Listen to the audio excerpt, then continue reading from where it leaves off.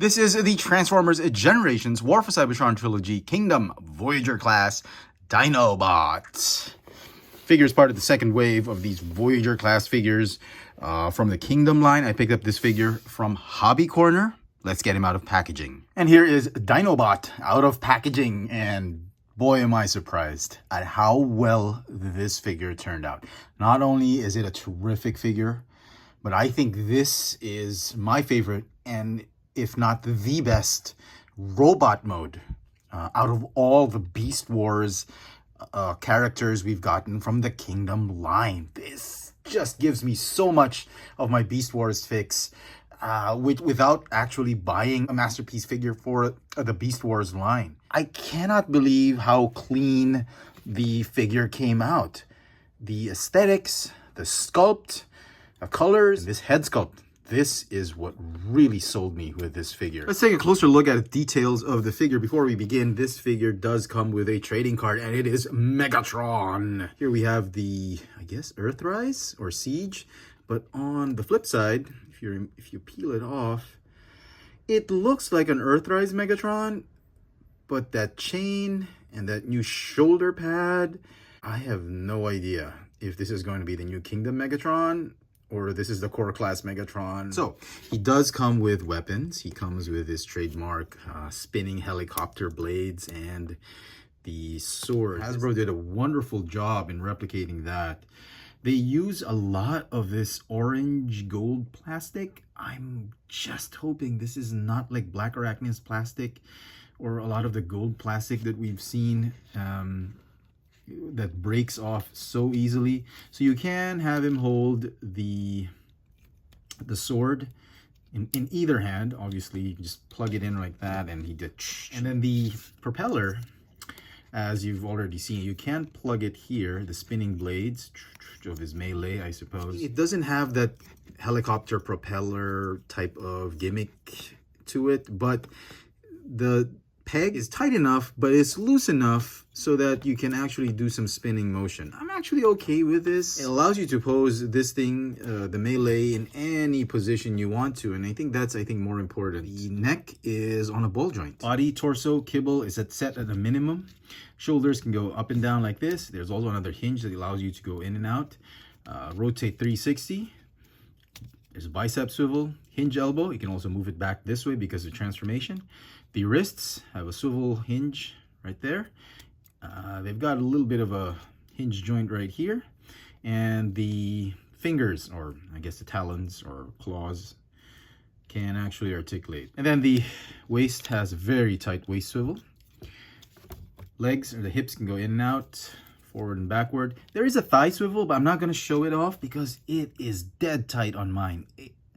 I'm afraid that if I try and wiggle it too much, it does move, because you can clearly see I can move it a little bit like that, but if I try to move it too much, I'm afraid I would shear off that gold peg. I mean, it's a gold plastic. I don't want to take the risk. The knees can hinge this way and this way because of transformation, and then the ever-present ankle rockers as well as a hinge foot articulation. And for some size comparisons, here is Dinobot with a few of the other Beast Wars figures from the Kingdom line. He is a Voyager class figure, and as such scales very nicely with this Megatron figure. And yeah, Optimus Primal is a Voyager class figure, but in the cartoon, Dinobot was significantly taller and bigger than Optimus Primal, and as such, Hasbro has made it so that they would scale properly, despite being both Voyager class figures. And just to show off how far Voyager class figures have come, here are some other Voyager class figures still in my collection. So, transformation, the weapons. There's a way to store the weapons in robot mode if you wanted to. You can just plug it in back here, plug everything together and plug it back there. That's how it's going to be in alt mode or in beast mode. But in robot mode, you can obviously do that. But we'll take it out for the meantime. Transform him into beast mode. Let's start with the arms. Do it this way. Spread the claws out like that, and the palms. There's a roundabout way, like 5 steps to do this. Essentially, what you want to do is just do this, and then you just want to do this. Like that. Do this, and then do that. The next thing you want to do is you want to unfold this piece right here. untab. I mean, a lot of the steps involved in the transformation of this figure, to me, has a lot of potential breakage for tabs and pieces of the figure, which I'm hoping that's not the case. I'm hoping this is made of really good quality materials, but from the looks of things, the way you transform things, there's a potential for breaking. Like these are, you have to, there's no way to untab this one except by wiggling that piece out. And these tabs right here, I'm hoping they don't break over time, because there's no way to open these pieces right here. You just have to wiggle things out. And what you want to do is you want to unpeg the dino hands, just like that. There are pegs right here. Again, just be careful with those, because, you know, like I mentioned, yep, these side parts right here, the 4 dino bits, they are going to move up like this. Okay, and then you're going to swivel these panels right here like this. Over here, they're the fake eyes. These are the real eyes of the dinosaur. And then they should tab in nicely. Don't worry if they come undone as you're transforming the figure. You put them back together, but that's the way it should be. And then what you want to do is you want to fold the arms this way. They'll form the dino legs. Same thing here. Form the dino legs. At this point, what you want to do is you want to untab the neck, the base of the robot head. There's a peg right there. It tabs onto the base of the dino head. Just peg it out, unpeg it just like that. Okay, and then folds up this way, and then this one folds up this way. Okay, and you're supposed to tab it in like that. But in the course of transforming this figure a couple of times, I find it best you don't tab it first. It'll allow for better movement of the legs, so that this one will fit in between the feet later on. I'll show that off later when we transform the legs. Okay, so next thing you want to do is you want to unfold, just fold up the Veloceraptor head. And you can see there's a spring-loaded neck throat piece right here, which I thought was pretty cool. And then what you want to do is you want to rotate this waist assembly, this hip piece right here, 180 degrees. And then you want to bend the knees in the opposite direction. Fold the heel spurs like this. Just leave the feet hanging like that, okay? And then these calf pieces right here are supposed to fold out this way. Again, they're made of gold plastic. They've got these tabs again, and more tabs right here. They're going to tab onto those knee guards or kneecaps.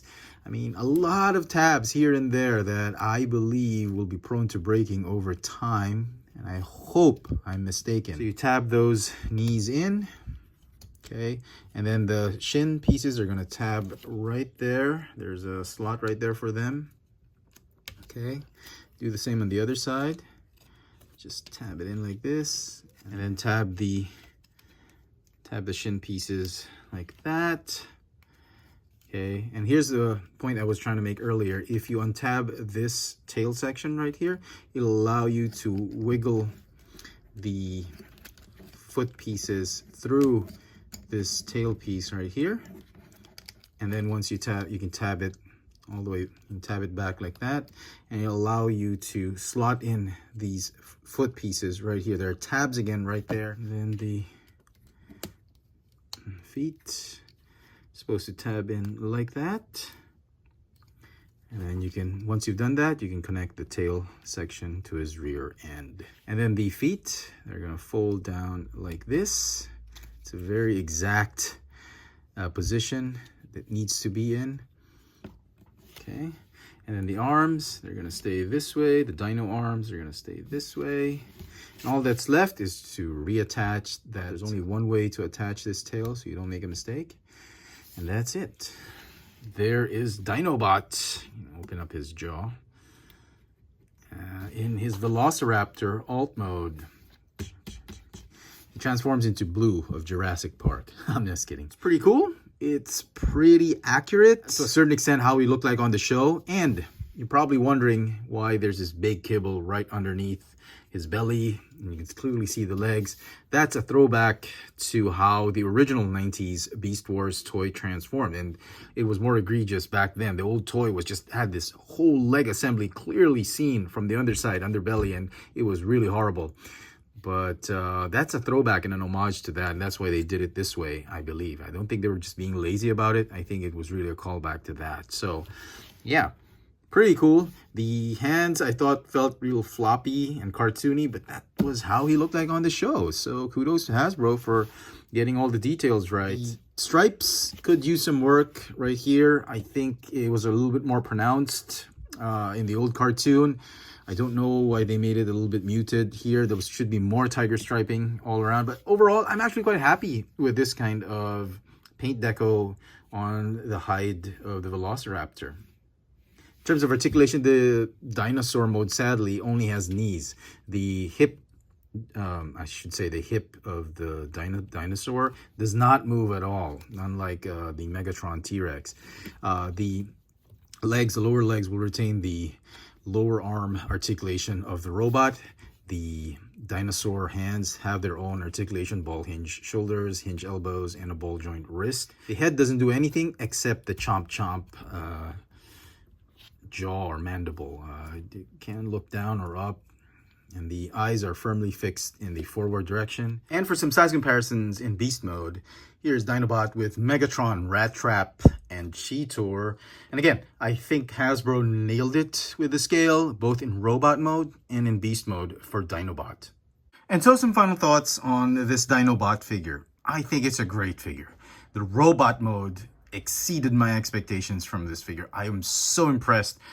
In fact, it is the best robot mode, in my opinion, out of all the Beast Wars figures we've gotten from the Kingdom line. The dinosaur mode, actually, I like it. It actually works for me, despite what a lot has been said about that dinosaur mode. My only gripe, maybe my only nitpick with this figure, is really the transformation.